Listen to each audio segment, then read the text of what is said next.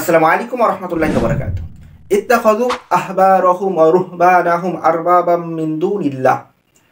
আমরা আজ জাহিলিয়াত পর্ব 10 যে বিষয়টি নিয়ে আলোচনা করব সেটা হলো ফাসিক আলিম ও মূর্খ ইবাদতকারীদের অনুসরণ করা।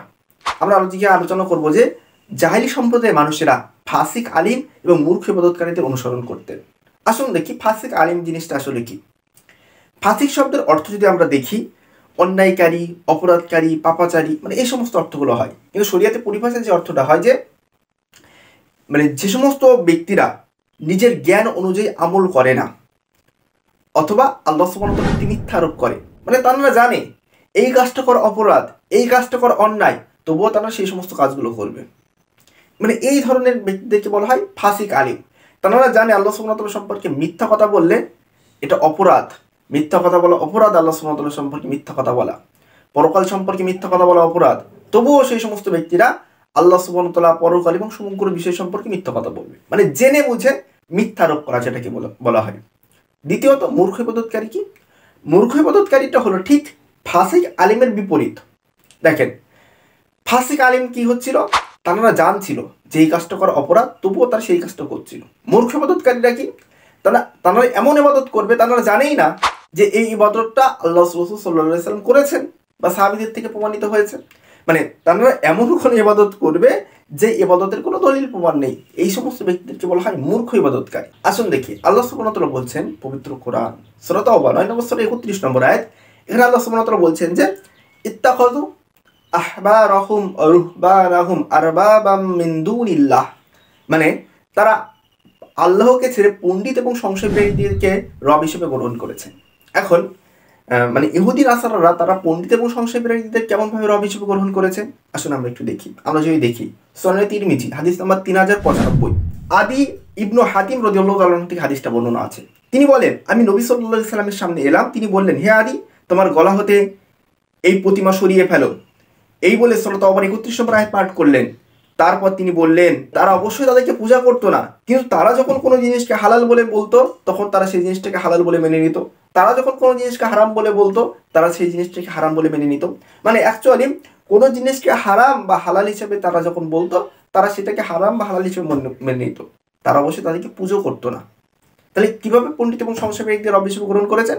পণ্ডিত সংশয়বাদীরা যেটাকে হালাল বলবে সেটাকে হালাল হিসেবে মেনে নিতেন, পণ্ডিত এবং সংশয়বাদীরা যেভাবে হারাম বলেছেন সেটাকে হারাম হিসেবে মেনে নেওয়া। এছাড়া আমরা যদি দেখি পবিত্র কোরআন সূরা তাওবা 9 নম্বর সূরা 34 নম্বর আয়াত, এখানে আল্লাহ সুবহানাহু ওয়া তাআলা বলছেন যে ইয়া আইয়ুহাল্লাযিনা আমানু, হে ঈমানদারগণ, ইন্না কাসীরাম মিনাল আহবারি ওয়ার রুহবানি লা ইয়াকুলুনা আমওয়ালান নাসি বিল বাতিল। নিশ্চয়ই পণ্ডিত ও সংশয়বাদীদের মধ্যে অনেক মানুষের ধনসম্পদ অন্যায়ভাবে ভক্ষণ করে, তারা আল্লাহর পথে বাধা দেয়। পণ্ডিত এবং সংশয়বাদীদের মধ্যে অনেক মানুষ তারা ধনসম্পদ অন্যায়ভাবে ভক্ষণ করে এবং আল্লাহর সুবহানাহু ওয়া তাআলার পথে বাধা দেয়। পণ্ডিত এবং সংশয়বাদী মানুষেরা তারা যদি আল্লাহর পথে বাধা দেয়, তবুও তারা ইহুদি খ্রিস্টানরা নাসারারা তবুও তাদেরকে অনুসরণ করতেন। পণ্ডিত এবং সংশয়বাদীদের মধ্যে কোনো জিনিসকে যখন তারা হালাল বলতেন, দেখছেন এটা কিতাবে নেই, তবুও তারা সেই জিনিসটাকে হালাল হিসেবে মনে করতেন। অ্যাকচুয়ালি মূর্খ ইবাদতকারী ফাসিক আলিম, যেটা কি ফাসিক আলিমদেরকে তারা অনুসরণ করতেন। তাহলে আমরা এখান থেকে যে জিনিসটা দেখতে পেলাম, ফাসিক আলিমের পরিচয় তারা আল্লাহর কিতাবে যদিও জিনিসটাকে হালাল বলে বলা না থাকে, তারা সেটাকে হালাল বলে মনে করে নিচ্ছে। আবার যদি আল্লাহ যদি কোনো জিনিসকে হারাম না করে তবুও তারা সেটাকে হারাম করে নিচ্ছে। আবার এই সমস্ত ব্যক্তিরা আল্লাহর প্রতি বাধা দেওয়ার জন্য মানুষের ধনসম্পদ অন্যায়ভাবে ভক্ষণ করছে। দেখেন, ফাসিক আলিম এবং মূর্খ ইবাদতকারীর পরিচয় আমরা আজকে দেখবো, আমরা একটু আলোচনা করবো। দেখেন, ফাসিক আলিমের কি কি বৈশিষ্ট্য থাকবে। ফাসিক আলিমের বৈশিষ্ট্য প্রথমত আমরা আপনাদেরকে প্রথমেই বললাম যে সমস্ত ব্যক্তিরা জানে বোঝে তবুও জানা বোঝার পরেও সেই জিনিসটাকে আমল করে না, সেই সমস্ত আলেমরা এই জিনিসগুলোকে আমল করে না। যেমন একটা জিনিস আপনাদের বলি, জাহিলি যুগে আল্লাহ সুবহানাহু ওয়া তাআলার প্রতি মিথ্যা আরোপ করতেন কিছু আলেমরা, তবুও তাদের ভক্তরা, তাদের অনুরাগীরা সেই সমস্ত আলেমদেরকে বা সেই সমস্ত পণ্ডিতদেরকে অনুসরণ করতেন। এই যে ফাসিক আলিমের পরিচয়, বর্তমান সমাজে কিন্তু দেখা যায় যে আল্লাহ সুবহানাহু ওয়া তাআলার সিফাত নিয়ে অনেকে ভুলভাল তথ্য দিচ্ছে, তবুও আমরা সেই সমস্ত ব্যক্তির অনুসরণ করছি। বর্তমান সময় এই জাহিলিয়াতগুলো দেখা যাচ্ছে। আবার দেখা যাচ্ছে যে বর্তমান সময় কেমন জাহিলিয়াত দেখা যাচ্ছে, কোনো আলেম জানে যে মিথ্যা কথা বলা অপরাধ। আল্লাহ সুবহানাহু ওয়া তাআলা বলছেন সূরা বাকারা 2 নম্বর সূরা 42 নম্বর আয়াত, ওয়ালা তালবিসুল হাক্কা বিল বাতিল, তোমরা সত্যের সঙ্গে মিথ্যার মিশ্রণ করো না। সহিহ বুখারী 33 এবং 34 নম্বর হাদিস। মিথ্যা কথা বলা মুনাফিকের আলামত। তারা জানে মিথ্যা কথা বলা অপরাধ, তবুও সেই সমস্ত আলেমরা, সেই সমস্ত ব্যক্তিরা মিথ্যা কথা বলছে। আর আমরা জেনে বুঝেও দেখছি যে সে ব্যক্তিরা মিথ্যা কথা বলছে, তাদেরকে অনুসরণ করছি। মানে এই সমস্ত ফাসিক আলেমদেরকে অনুগত্য করা যাবে না। ফাসিক আলেমদের অনুগত্য করা এটা জাহিলি সম্প্রদায়ের মানুষের একটা বৈশিষ্ট্য। ফাসিক আলেমরা জানে যে পিতামাতার সঙ্গে সদ্ব্যবহার না করলে বা আত্মীয় স্বজনের সঙ্গে সদ্ব্যবহার করতে হবে, তবুও তারা জেনে বুঝে সদ্ব্যবহার করে না। এছাড়াও আরও কিছু বৈশিষ্ট্য আছে, যে হিংসা, পরনিন্দা, পরচর্চা, গীবত, গালি দেওয়া, খারাপ কথা বলা। অ্যাকচুয়ালি ইসলামের যে সমস্ত বিধানগুলো আল্লাহ সুবহানাহু ওয়া তাআলা আমাদের প্রতি আরোপ করেছেন, সেই সমস্ত বিধানগুলোকে যারা জেনে বুঝে অবজ্ঞা করে, সেই সমস্ত ব্যক্তিদেরকে আমরা বলি ফাসিক আলেম। আর এই সমস্ত আলেমদেরকে অনুসরণ করা এটা জাহিলি সম্প্রদায়ের মানুষদের একটা বৈশিষ্ট্য, যেটা আমরা দেখলাম সূরা তাওবা 9 নম্বর সূরার 31 এবং 34 নম্বর আয়াত থেকে। আর বর্তমান সময়ে আমরা কিন্তু এই ফাসিক আলেমদের অনুসরণ যদি করি, তাহলে ঠিক আমরা সেই বর্তমান সময়ে এসেও জাহিলিয়াত বাস্তবায়ন করব। আসুন দেখি আমরা ফাসিক আলেমদের অনুগত্য ত্যাগ করি, মানে জাহিলিয়াত বর্জন করি। আমরা এই পর্যায়ে যেটা দেখবো যে মূর্খ ইবাদতকারীদের বৈশিষ্ট্য কিছু। মূর্খ ইবাদতকারী কারা? আমরা স্পষ্টভাবে আগে আলোচনা করেছি যে মূর্খ ইবাদতকারীরা হলো যাদের জ্ঞান নেই তবুও তারা আমল করে, ইবাদত করে। তারা মনে করে যে আমরা বড় কিছু হয়ে গেছি, এদেরকে বলা হয় মূর্খ ইবাদতকারী। যেমন আমরা একটা উদাহরণ দিই, যে বর্তমান সময়ে দেখা যায় যে বন্যা বাবা, শিকল বাবা, হারিকেন বাবা, নাংটা বাবা, এই সমস্ত বাবারা মনে করে যে আমরা আল্লাহর অনেকগুলো ইবাদত করছি, কিন্তু আল্লাহ সুবহানাহু ওয়া তাআলা কি শিকল নিয়ে ঘুরতে বলেছেন, বন্যা নিয়ে ঘুরতে বলেছেন, বা আল্লাহ সুবহানাহু ওয়া তাআলা কি হারিকেন নিয়ে ঘুরতে বলেছেন? না, এই সমস্ত জিনিসগুলো আল্লাহ সুবহানাহু ওয়া তাআলা ঘুরতে বলেননি। মানে আল্লাহ সুবহানাহু ওয়া তাআলা যে সমস্ত কাজগুলো দেননি, যে সমস্ত বিধানগুলো দেননি, সেই সমস্ত বিধানগুলো নিজের উপর চাপিয়ে নিয়ে মনে করছে এগুলো বড় ইবাদত হচ্ছে। মানে এই সমস্ত ইবাদতকারীদেরকে বলা হয় ফাসিক, মূর্খ ইবাদতকারী। আর এই সমস্ত ভক্তদের, এই মূর্খ ইবাদতকারীদের বর্তমানে কিছু ভক্ত দেখাচ্ছে। আসলে মূর্খ ইবাদতকারীদের অনুসরণ করা এটা কিন্তু জাহিলি সম্প্রদায়ের মানুষেরই একটা বৈশিষ্ট্য। এই জন্য মূর্খ ইবাদতকারীদের বৈশিষ্ট্য আমাদেরকে, মূর্খ ইবাদতকারীদের অনুসরণ আমাদেরকে ত্যাগ করতে হবে, কারণ তারা জানবে না, বুঝবে না, একটা নতুন একটা ইবাদত তৈরি করে ফেলবে।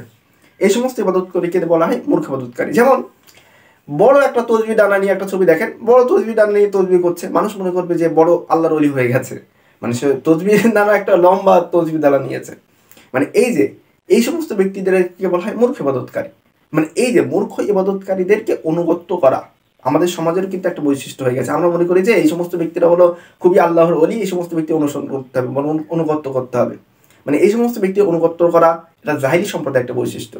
আমরা অনেক সময় মনে করি যে ব্যক্তি সংসার ত্যাগ করে দিয়ে বনে চলে গিয়েছে এবং সেখানে গিয়ে আল্লাহ সুবহানাহু ওয়া তাআলা জিকির করছে, বা সমর্থ থাকার সত্ত্বেও সেই ব্যক্তি গাছের পাতা খেয়ে আল্লাহ সুবহানাহু ওয়া তাআলা ইবাদত করছে, সমর্থ থাকার সত্ত্বেও তার সংসার ত্যাগ করে দিয়ে বনে জঙ্গলে গিয়ে আল্লাহ সুবহানাহু ওয়া তাআলার ইবাদত করছে, আল্লাহ সুবহানাহু ওয়া তাআলা জিকির করছে। আমরা এই সমস্ত ইবাদতকারীদেরকে মনে করি না বিরাট বড় আল্লাহর ওলি হয়ে গেছে।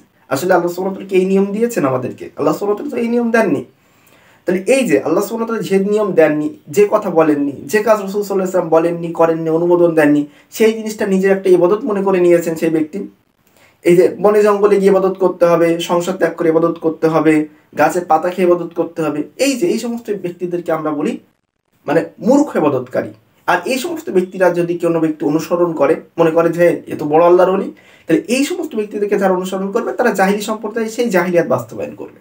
এই জন্য জাহিলি সম্প্রদায়ের জাহিলিয়াত আমরা ত্যাগ করি। এছাড়া আরো যদি আমরা দেখতে পারি যে জিকির করতে করতে পাগল হয়ে যাওয়া, জিকির করতে করতে স্টেজে উঠে যাওয়া, জিকির করতে করতে পাগলামি শুরু করে দেওয়া, মাতলামি শুরু করে দেওয়া, স্টেজের উপরে উঠে যাওয়া বা প্যান্ডেলের উপরে উঠে যাওয়া, আমরা এই সমস্ত ব্যক্তিদেরকে মনে করি যে ব্যাপক বড় আল্লাহর ওলি হয়ে গেছে। এই সমস্ত জিনিসগুলো তো রাসূল সাল্লাল্লাহু আলাইহি ওয়াসাল্লাম করেননি, বলেননি, অনুমোদন দেননি। এই সমস্ত ব্যক্তিদেরকে বলা হয় সাধারণত এই সমস্ত কাজ যারা করে তাদেরকে বলা হয় মূর্খ ইবাদতকারী। আর এই সমস্ত ব্যক্তিদেরকে আমরা যদি মনে করি বড় আল্লাহর ওলি হয়ে গেছে, এই ব্যক্তি যদি আমরা অনুসরণ করি, তাহলে ঠিক বর্তমানে তৎকালীন সেই জাহিলি সম্প্রদায় বা জাহিলি যুগের মতো আমরা জাহিলিয়াত বাস্তবায়ন করব। এছাড়াও কবরের পাশে গিয়ে গান বাজনা ফুল দিয়ে যারা ঢাক ঢোল পিটাচ্ছে, আমরা মনে করছি যে এরা বড় আল্লাহর ওলি হয়ে গেছে, সারাদিন কবরের পাশে থাকছে, কবরের পাশে ফুল ছড়াচ্ছে, কবরে বড় চাদর দিচ্ছে, কবরের পাশে গান বাজাচ্ছে, এদেরকে আমরা বলি মূর্খ ইবাদতকারী। এবং এদের যে সমস্ত ব্যক্তিরা অনুসরণ করবে তারা ঠিক জাহিলিয়াত বাস্তবায়ন করবে। আমাদের আলোচনা থেকে একটা বিষয় কনক্লুশনে আসা যাচ্ছে যে জাহিলি সম্প্রদায়ের মানুষেরা হলো দুই শ্রেণীর ইবাদত আলেমদের অনুসরণ করতেন।